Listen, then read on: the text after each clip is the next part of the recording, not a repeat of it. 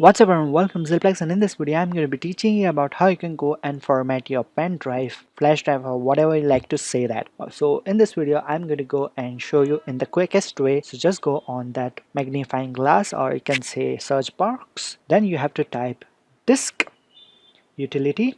There you go. Hit on it. So it will take some time to load, so hold up for it to load. Now what we have to do is it will go and insert your pen drive. You will find out it is appearing on your desktop. After it has been appearing on the desktop, like I was going to install Yosemite because I just updated to Mojave or whatever it says. So it's updated right now, so I want to go and format this Yosemite because I just wanted to do that. So after you go on, click on your flash drive, that is external physical. So after that, click on erase. Now it will ask you what do you need to name this pen drive. I will simply say my name, Nazir.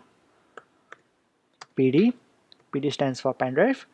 So format, so I'm using format of MacBook, so I'm going to go and use it on Windows and Mac as well. So for that you have to go and click on MS-DOS. If you click on MS extension, it will only work on MacBook.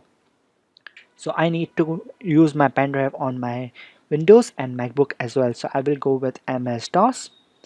Click on security option. It will ask you, do your pen drive have any important data that you don't want to share with someone else? So you can go and click on security level. So it will give you like it will ask you that how secure it is going to be. So it will go and pass like 2 pass, so it will be converted into ones and zeros. So I will go with faster because there's no important data in that. After that I will click on erase. It will go and unmount disk, and it is going to go and ready my pen drive for ready to use, and it will be used inside my Windows and MacBook both. So that's about it. It will go and unmount it, and it will be ready for me to use in both of them. So that's a quick and easiest way.